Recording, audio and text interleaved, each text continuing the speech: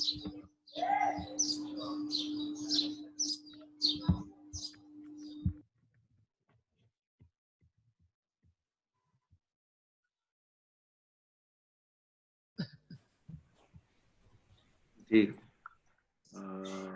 चलें, ठीक है, स्टूडेंट्स आ रहे हैं तो सर तो जी जी ये हम तो नेटबिन पे भी सेम ऐसे ही हम सेम यूज कर जी सकते हैं ना? जी जी जी मुझे कोई पाबंदी नहीं है कि आप यही यूज करें, आप इक्लिप्स और नेटबीन जो आपको अच्छा लगता है वो कर लें, ठीक है। तो सर देखें, अब बच्चों के पास तो इक्लिप्स है, तो आप जरा इक्लिप्स पे ही करवा दें। हाँ, उस पे इसी तरह आपकी बार बार मेहनत भी होगी। मैं इक्लिप्स का टूर करवा दूंगा आपको सारा, ठीक है। चले, ठीक हो गया। असल में ये थैंक यू ऐसे सर ही जी। है, ये ऐसे ही है जैसे आप कोई अच्छी मोटरसाइकिल या अच्छी गाड़ी चला रहे हो ना, तो आपको कोई दूसरी वाली चलाने को कहे तो मुश्किल हो जाती है। तो मैं आपको इक्लिप्स का टूर सारा करा दूंगा, कोई मसला नहीं, ठीक है। कोई बात नहीं, ठीक है सर जी। तो वो कोई मसला नहीं, कोशिश करें आप जिन जिन के पास आ सकते हैं ना, ये बेस्ट ऑप्शन है सर इंटेलिजे। सर तो हम पंजाब यूनिवर्सिटी वाले के जो भी स्टूडेंट हो, उसकी जो भी मेल हो यूनिवर्सिटी की तरफ से, उसको उसमें से कर सकते हैं ना? हाँ हाँ, मैं आपसे लिंक शेयर करूंगा इसका जेट ब्रेन्स का ना, कि उस ठीक लिंक है। पे बस आपने जाके वो ईमेल एड्रेस देना है और वहां से वो आपको पासवर्ड वगैरह भेज देंगे और लाइसेंस भेज देंगे। बस वो वंस आपके पास आ गया तो फिर आप 4 साल रिन्यू कर सकते हैं, बस ठीक है सर, मिल जाएगा। ठीक है। चलें, और बाकी जो ओके। भी यार लोग हैं एक वो इसका भी। शोर आ रहा है, वो माइक म्यूट कर। अच्छा जी प्लीज, अब ये जरा देखिएगा, फर्स्ट क्लास हमने बनाई और अब आप देखें कि यहाँ पर मैंने एक पैकेज, एक इंपोर्ट और ये एक क्लास, तो ये फाइल स्ट्रक्चर पूरा हो गया। अब इसमें फर्ज करें मैं लिखता हूँ इंट एक्स और वाई, ठीक है, स्ट्रिंग मैसेज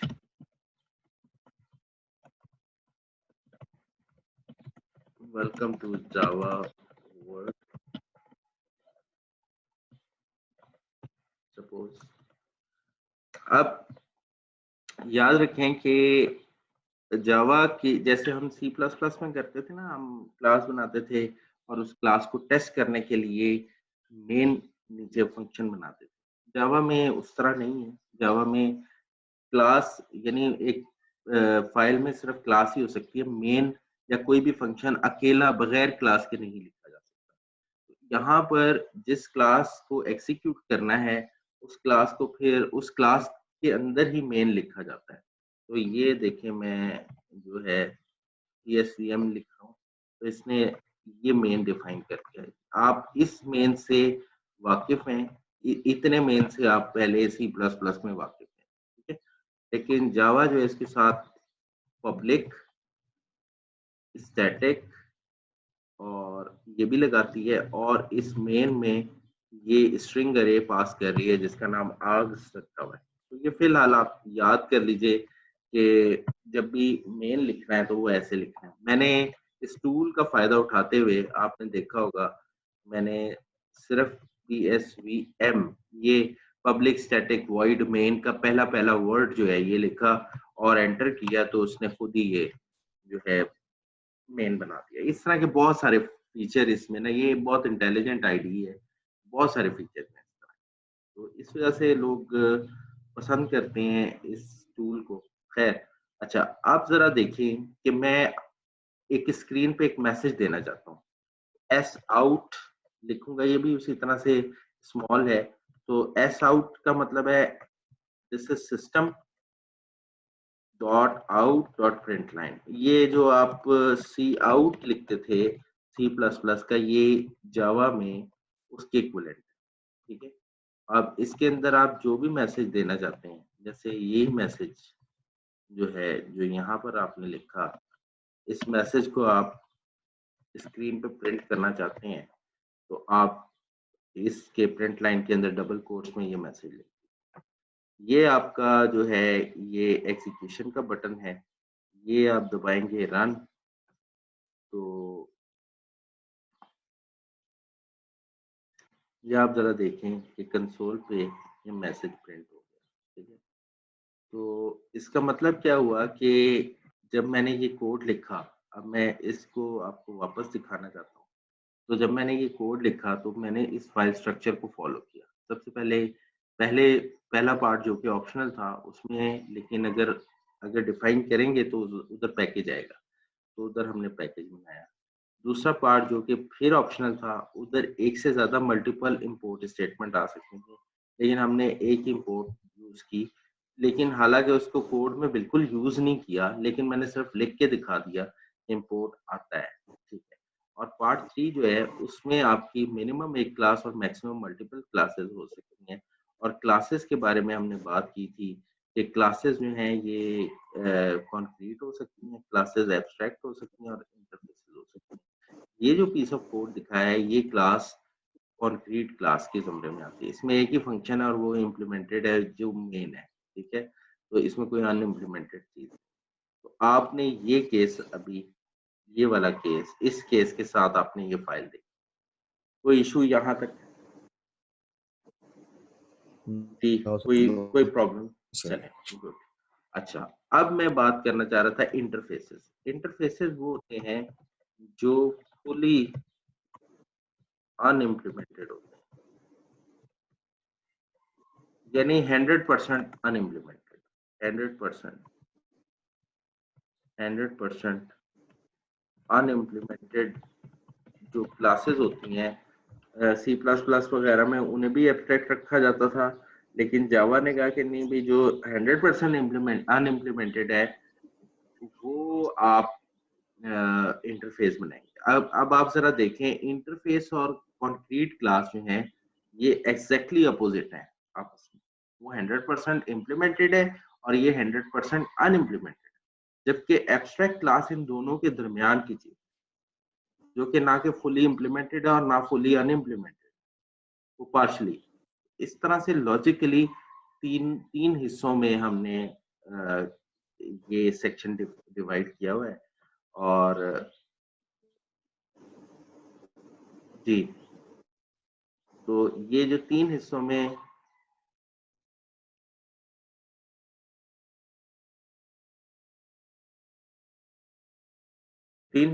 जो है ये हमने सेक्शन डिफाइन किया हुआ है, आप देख सकते हैं।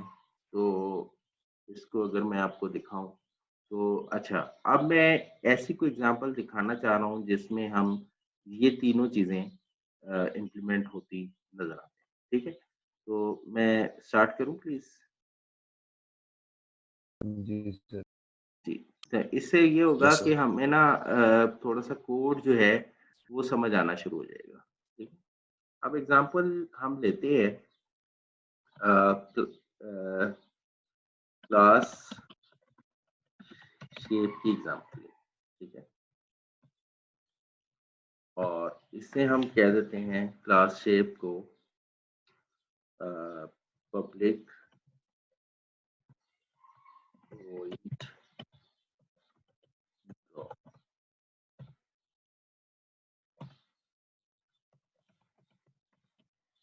पब्लिक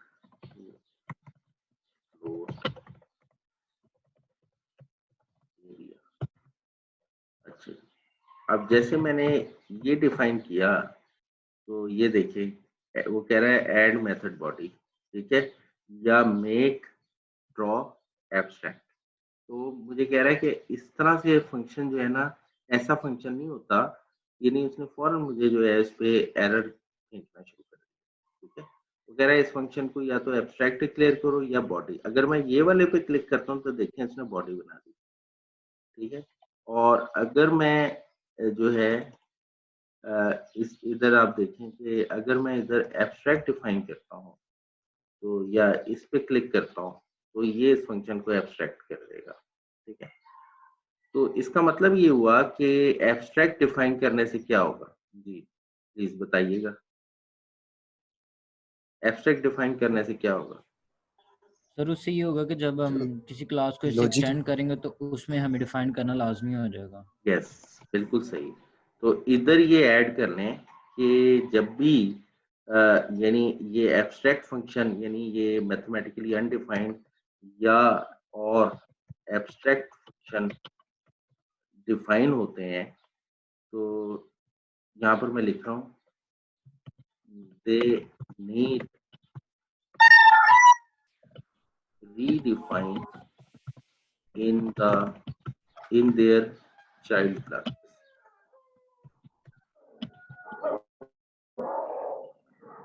इसका मतलब ये हुआ कि मैथमेटिकली अनडिफाइंड और एब्स्ट्रैक्ट फंक्शंस जो हैं they need to redefine in their child classes. जो भी पेरेंट क्लास के एब्स्ट्रैक्ट फंक्शन है उनके ऊपर लाजिम हो जाएगा कि वो चाइल्ड क्लासेस में क्या हो, रीडिफाइन हो। अब जरा आप देखें, जैसे मैंने इसे एब्स्ट्रैक्ट किया, क्लास क्या हो गई, क्लास क्या हो गई, एब्स्ट्रैक्ट। ठीक है, अब जरा आप देखिएगा क्लास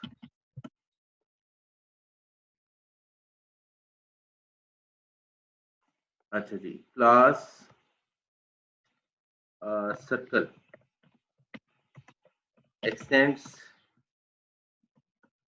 शेप। अब जरा देखिएगा, जैसे मैंने ये इनहेरिटेंस कर रहा हूं मैं सर्कल और शेप के दरमियान। जावा में इनहेरिटेंस के लिए जो टर्म यूज होती है दैट इज एक्सटेंड्स। ये कब यूज होती है? एक्सटेंड्स, यहाँ पे मैं लिख रहा हूँ, x tends used for inheritance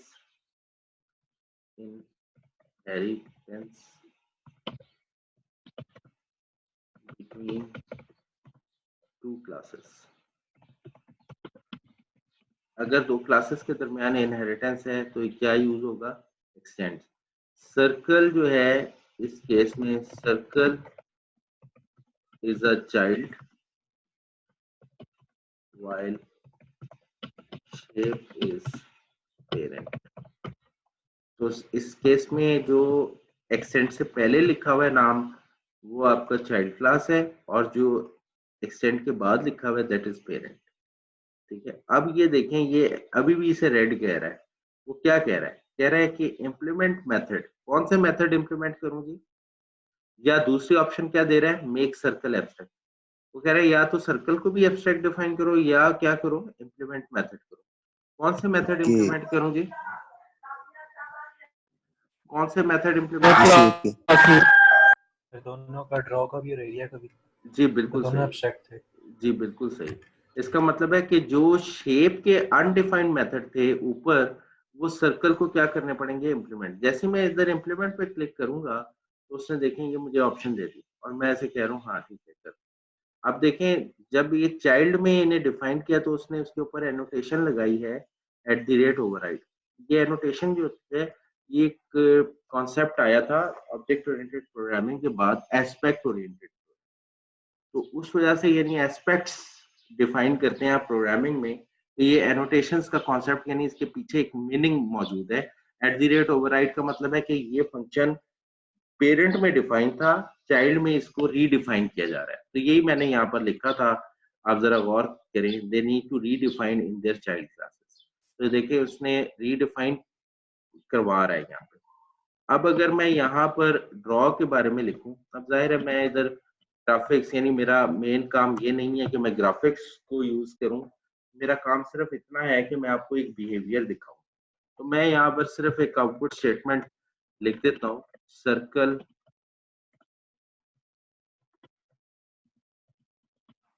draw pod. ठीक है, और इसी तरह से एरिया जो है, एरिया की कैलकुलेशन जो है वो तब हो सकती है जब हम यहाँ पर एक वेरिएबल डिफाइन करें रेडियस और उसे हम कह दें प्राइवेट। ठीक है, C++ में आपको याद होगा कि हम सेक्शन डिफाइन करते थे प्राइवेट और पब्लिक के, तो जावा में उस तरह नहीं है। जावा में हर वेरिएबल हर फंक्शन के साथ आप प्राइवेट और पब्लिक लिखा करते हैं। तो ये वेरिएबल है रेडियस जिसे हमने कहा है प्राइवेट और इसकी टाइप है फ्लोट। अच्छा, अब आप जरा देखें कि एरिया का फॉर्मूला क्या है।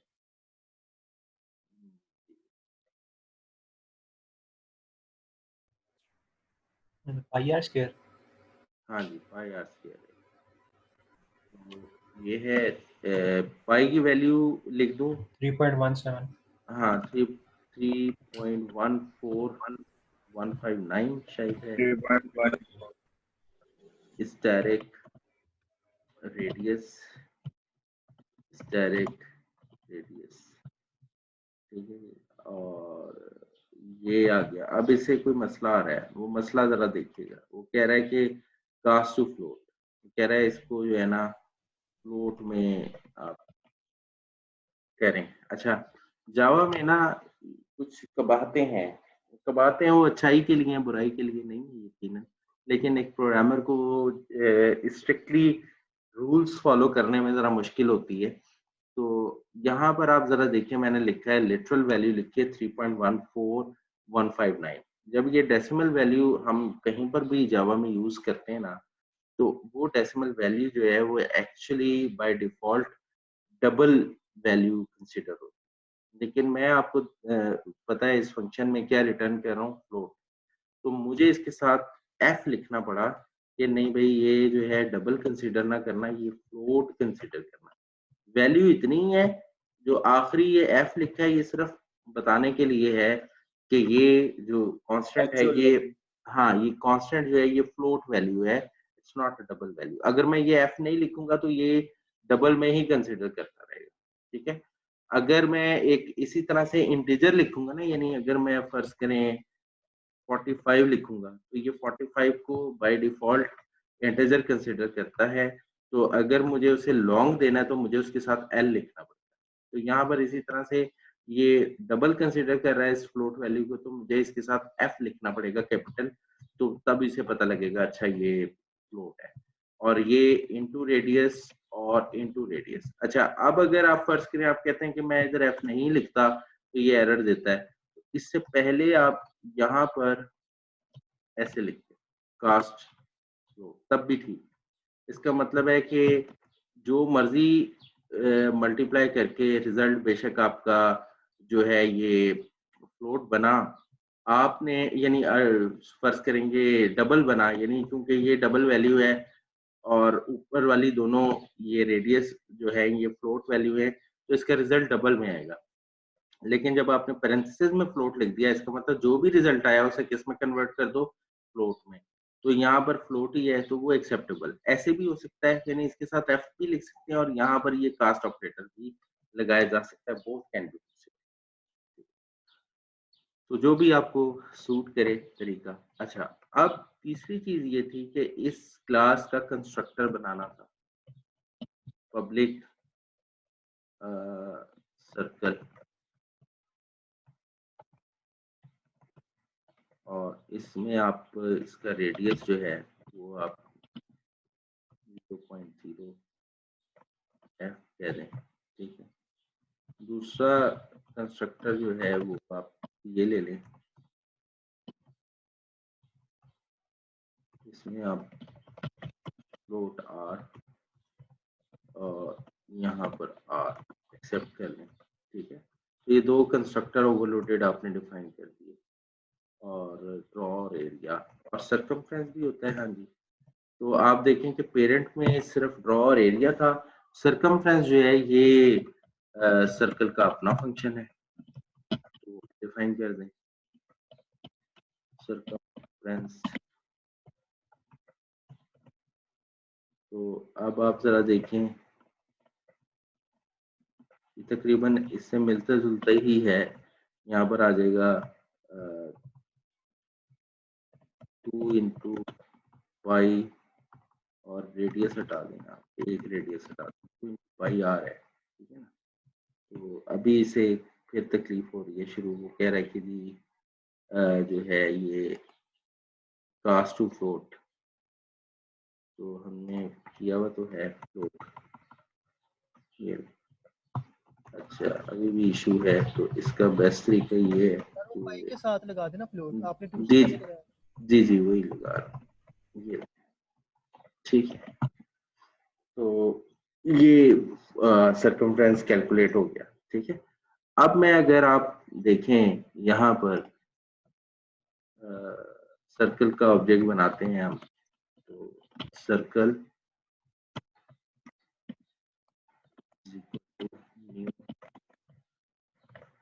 सर्कल। अब सर्कल के कंस्ट्रक्टर में दो तरह की वैल्यूज जा सकती हैं। अब देखिए मैंने 3.2 पास कर दिया, ठीक है। और यहाँ पर मैं लिखूंगा f, तो ठीक है। अब मैं कहता हूँ एस आउट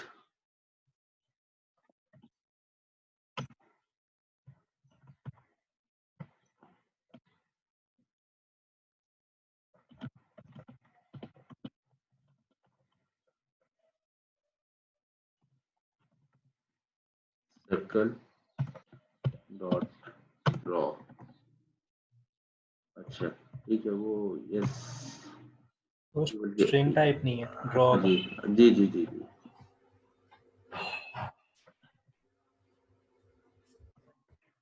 वो खुद सिस्टम डॉट आउट है।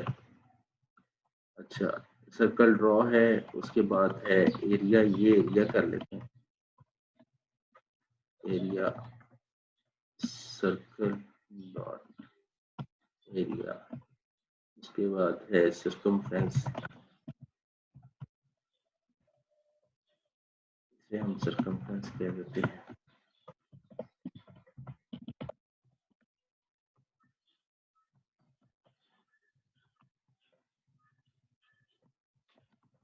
तो आप जरा देखें कि इसमें हमने एक सर्कल का ऑब्जेक्ट बनाया जिसको कुछ 3.2 हमने रेडियस पास कर दिया, उसके बाद ड्रॉ किया, उसके बाद एरिया और सर्कमफ्रेंस, ये तीनों चीजें कॉल की इस ऊपर वाले सर्कल। तो आप जरा देखें, सर्कल ड्रॉ कॉल्ड और उसके बाद एरिया कैलकुलेट कर रहा है और उसके बाद सर्कमफ्रेंस कैलकुलेट कर रहा है। ठीक है, तो ये आप देखें कि सर्कल की क्लास, शेप की क्लास डिफाइन की, फिर सर्कल में जो कुछ इधर अनइम्प्लीमेंटेड था, एब्स्ट्रैक्ट था, वो यहाँ पर आप देखें कि ये ओवरराइड किया। सर्कल के अंदर एक वेरिएबल आना चाहिए था रेडियस, आपको पता ही है, रेडियस आ गया। उसके बाद आप जरा देखें कि आपने इसका सर्कमफ्रेंस डिफाइन किया और इसके दो कंस्ट्रक्टर। ये एक सिंपल सी क्लास है जी। कोई इशू इसमें, कोई प्रॉब्लम? No sir. सबको क्लियर है? Yes sir. अच्छा यस सर।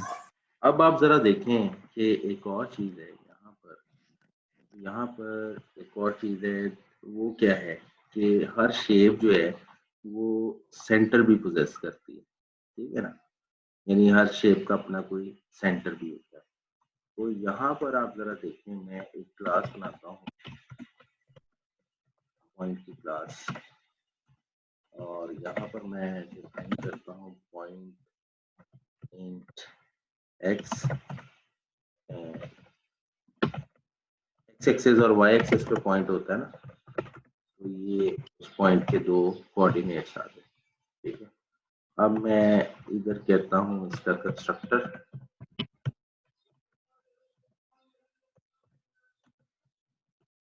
ठीक है, x is equal to Y is equal to 0। उसके बाद हम कहते हैं जी, यहाँ पर हम दो पॉइंट्स एक्सेप्ट कर लेते हैं, int A and int B.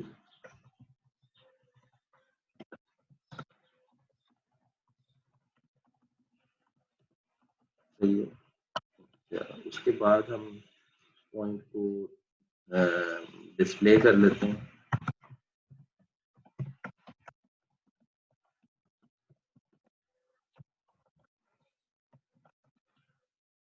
तो आप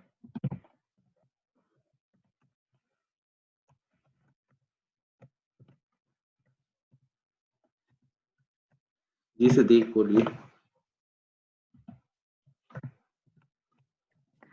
सर जी वो मैं चेक कर रहा था बस। अच्छा कोई बात नहीं, ठीक।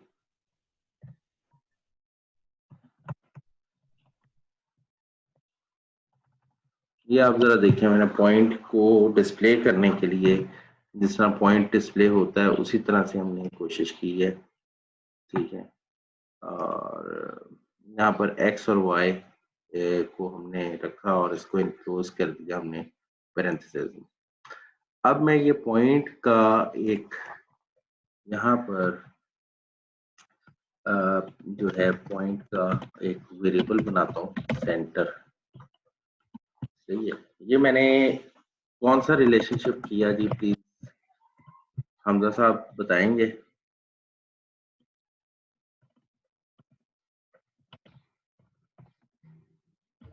ये एग्रीगेशन हुई है। एग्रीगेशन हुई है जी, बिल्कुल। ये पॉइंट की क्लास है, बगैर रिगार्डलेस के शेप में यूज होनी है या नहीं, बस जो पॉइंट होता है वो बताया कि एक पॉइंट में दो चीजें होती हैं, एक्स एक्सिस और वाई एक्सिस।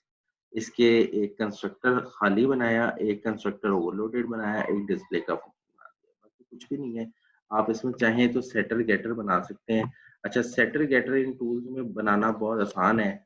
मेरे पास जो ऑप्शन आ रही है इधर कोड जनरेशन की, वो ऑल्ट इंसर्ट है। जैसे मैं ऑल्ट इंसर्ट प्रेस करता हूँ, ये इक्लिप्स में भी मिल जाएगी आपको। ऑल्ट इंसर्ट करता हूँ तो देखें कंस्ट्रक्टर बनाने की ऑप्शन भी है। गेटर सेटर पे क्लिक करूंगा तो जितने वेरिएबल हैं यहाँ पर आ गए, इनको मैं सिलेक्ट कर लूंगा और ओके कर दूंगा।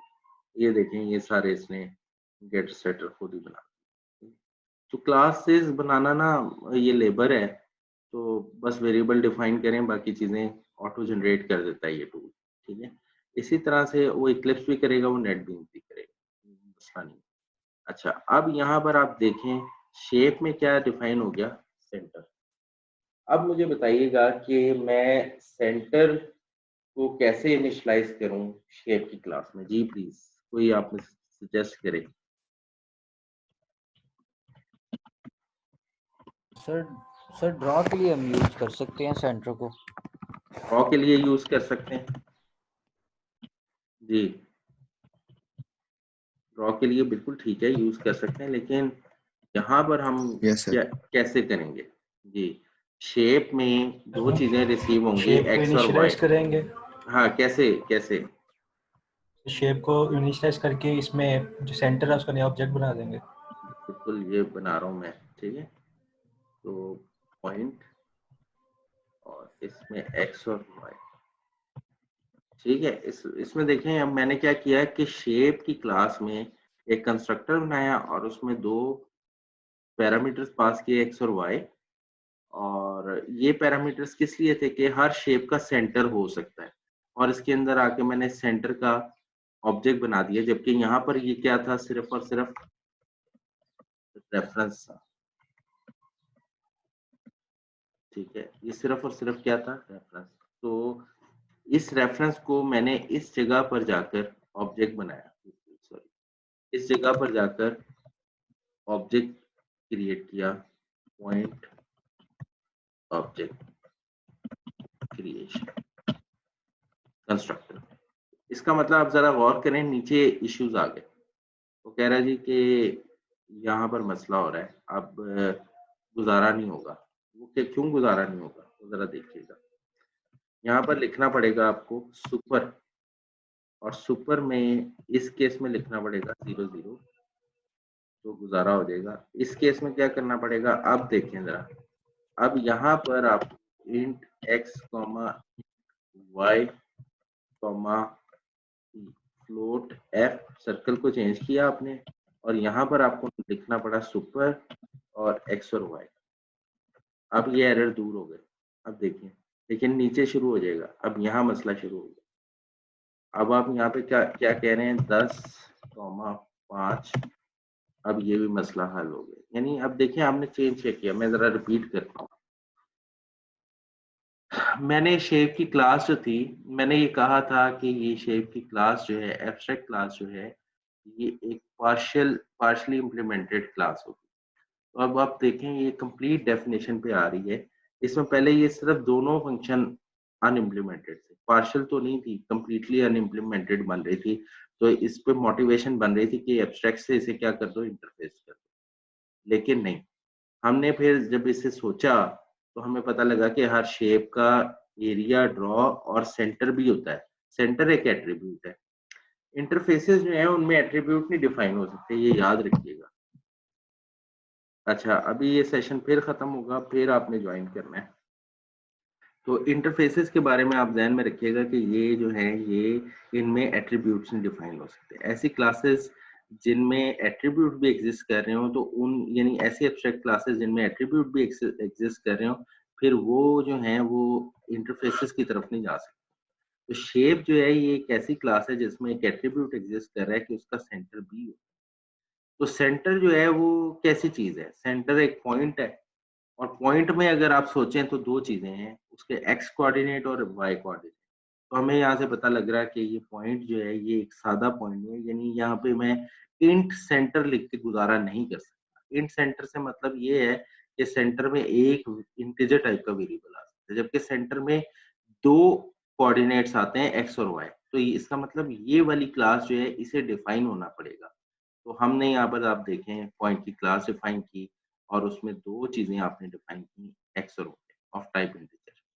तो एक कंस्ट्रक्टर हमने बनाया इसका एम्प्टी, जिसमें एक्स और वाई को हम खुद से इनिशियलाइज करें विद द वैल्यू 0। एक कंस्ट्रक्टर हमने बनाया जिसमें 2 पैरामीटर एक्सेप्ट करें, ए और बी। ए जो है वो एक्स में चला जाएगा, बी जो है वाई में। डिस्प्ले के फंक्शन में एक्स और वाई को डिस्प्ले कर रहे हैं पॉइंट की शक्ल में।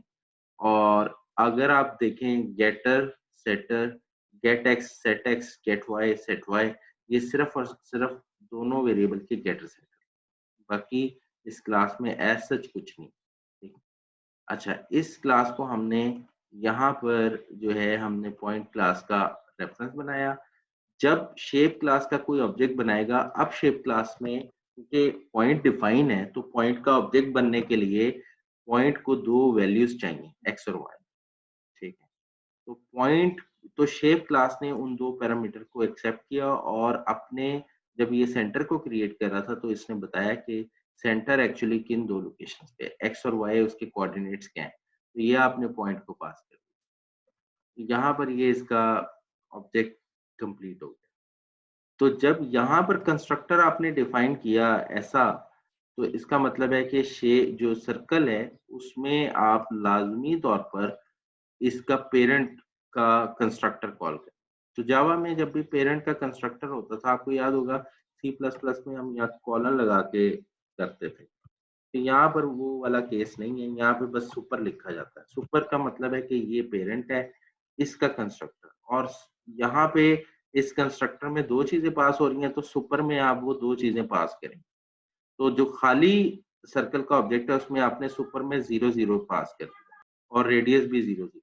लेकिन दूसरा कंस्ट्रक्टर है जिसमें इंट एक्स, इंट वाई और फ्लोट आर, एक्स और वाई जो है ये सुपर को चले जाएंगे और आर जो है वो रेडियस में से।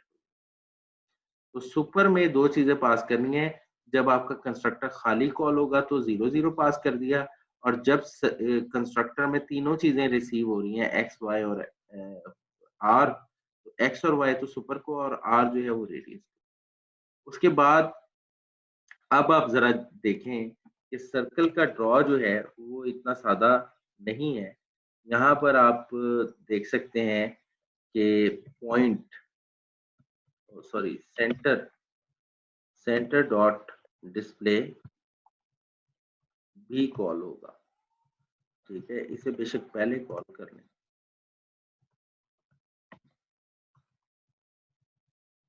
आप बता सकते हैं सेंटर कहाँ पड़ा हुआ है? जी बता सकते हैं। ये हम क्लास, सर्कल क्लास में, इसमें कोई सर सेंटर नाम पेरेंट की क्लास चीज, में, सेंटर पेरेंट क्लास पेरेंट में है। क्लास में बिल्कुल सर। ठीक है, बिल्कुल ठीक है। ये देखें, ये पड़ा हुआ है शेप सेंटर। क्लास के अंदर। जी बिल्कुल। तो ये चाइल्ड क्लास में होने की वजह से वो सेंटर यहाँ पे एक्सेसिबल हो रहा है। ठीक है, और मैंने पहले सेंटर को डिस्प्ले करवाया, फिर मैंने सर्कल का ड्रॉ कॉल किया। अब आप जरा देखें, बाकी चीजें तो उसी तरह ही हैं। अब मैं इस कोड को चलाता हूँ। अब सॉरी, यहाँ पर पहले आप जरा देख लें, सर्कल का ऑब्जेक्ट बनाया, इसमें मैंने 3 चीजें पास। 10 का मतलब है एक्स एक्सिस पे ये जो वैल्यू है इसकी 10 है, वाई एक्सिस पे 5 है, रेडियस इसका उसी तरह से 3.2 है। पहले सर्कल को ड्रॉ करो, फिर सर्कल का एरिया और फिर सर्कमफ्रेंस। अब जरा देखिएगा थोड़ा सा चेंज आएगा। ये आप जरा देखें, ये इसने पहले पॉइंट डिस्प्ले किया 10 और 5, ये 10 और 5, फिर इसने सर्कल को का ड्रॉ कॉल किया, फिर एरिया और फिर सर्कल। तो इनफैक्ट आपको इसमें जो है वो आपको नजर आ रही है इस सारी सिनेरियो में एक पॉइंट क्लास जिसकी एग्रीगेशन शेप में हुई है, और शेप क्लास जो है पेरेंट है सर्कल का, और सर्कल का ऑब्जेक्ट हमने फर्स्ट क्लास में बनाया और फर्स्ट क्लास में उसके भी सारे चीजें यूज की। याद रखें कि बाकी ऊपर वाली क्लासेस हैं उनमें मेन नहीं है, मेन सिर्फ उसी क्लास में होगा जिसको आप एग्जीक्यूट करना चाहते हैं। ये याद रखिएगा, बाकी सारी क्लासेस जो हैं वो सर ये विदाउट सुपर मेन। वाली बात जरा दोबारा बता देना। जी सुपर वाली बात मैं दोबारा बता रहा हूं। देखें यहाँ पर आप देखें कि शेप क्लास और सर्कल के दरमियान जो रिलेशनशिप है वो क्या है, पेरेंट चाइल्ड का। सर्कल जो है वो एक Yes, चाइल्ड है, सर्कल जो है वो एक चाइल्ड है और शेप जो है उसका पेरेंट। पेरेंट है। जी बिल्कुल। जावा में एक रूल आप याद रख लीजिएगा कि C++ में आप मल्टीपल इनहेरिटेंस क्लासेस के दरमियान करते थे, ठीक है। जावा में क्लासेस के दरमियान there is no multiple inheritance, there is no multiple inheritance between classes. ये बिटवीन क्लासेस लिखना बहुत जरूरी है इन जावा, ठीक है। इसका मतलब ये हुआ कि जावा में क्लासेस के दरमियान मल्टीपल इनहेरिटेंस नहीं है। तो इसका मतलब कौन सी इनहेरिटेंस है? ओनली सिंगल सिंगल इनहेरिटेंस, ठीक है जी, ओनली सिंगल इनहेरिटेंस। तो सिंगल इनहेरिटेंस का मतलब है कि सर्कल का पेरेंट जो है सिर्फ शेप ही हो सकता है, ठीक है। तो इसका ये मतलब हुआ कि सुपर जो है ये बड़ा ऑब्वियस कीवर्ड हो गया कि सुपर किसके लिए यूज हो सकता है? पेरेंट के लिए। तो बड़ा ऑब्वियस हो गया कि सर्कल का पेरेंट कौन है?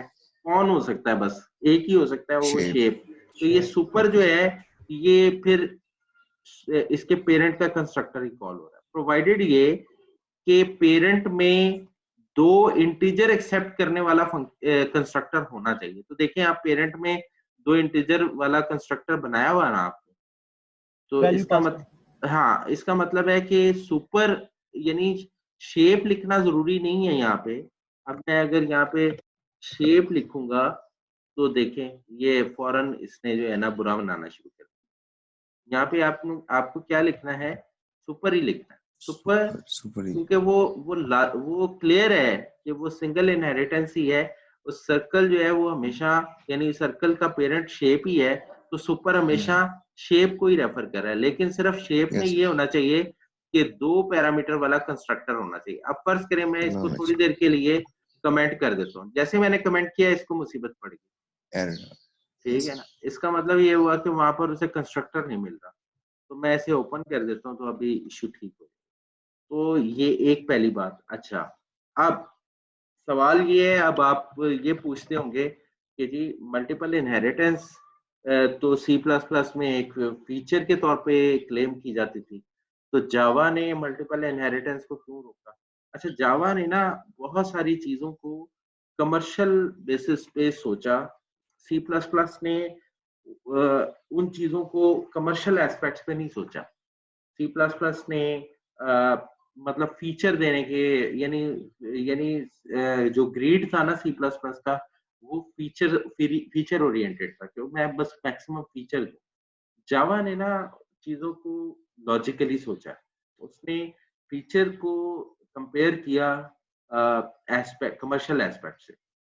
तो जावा ने ना जो इश्यूज आ रहे थे यानी जिन चीजों पे क्रिटिसाइज हुआ बहुत ज्यादा इंडस्ट्री में C++ पे, उन चीजों को अपने ऊपर रोका। वरना ये ज्यादातर मोटिवेशन जो जावा ने ली हुई है वो C++ से ली हुई है, लेकिन उन चीजों को उसने इग्नोर किया जिन चीजों पे बहुत क्रिटिसिज्म हुआ। जैसे आपको याद होगा ऑब्जेक्ट ओरिएंटेड प्रोग्रामिंग में आप फ्रेंड फंक्शंस वगैरह का पढ़ते हैं या ऑपरेटर ओवरलोडिंग का पढ़ते हैं। तो ऑपरेटर ओवरलोडिंग में के ऊपर बहुत क्रिटिसिज्म था C++ पे। तो जावा ने ना कोई फ्रेंड क्लासेस, ना कोई फ्रेंड फंक्शन और ना कोई ऑपरेटर ओवरलोडिंग वो अलाउ नहीं की, तो इसलिए वो फीचर इसमें है ही नहीं जावा, ठीक है। इसी तरह से मल्टीपल इनहेरिटेंस के केस में C++ पे बहुत ज्यादा क्रिटिसिज्म था, तो जावा ने सिंगल इनहेरिटेंस क्लासेस के दरमियान प्रोवाइड की। मल्टीपल इनहेरिटेंस किसी और तरीके से दी हुई है, वो भी मैं एक्सप्लेन कर देता हूँ आपको।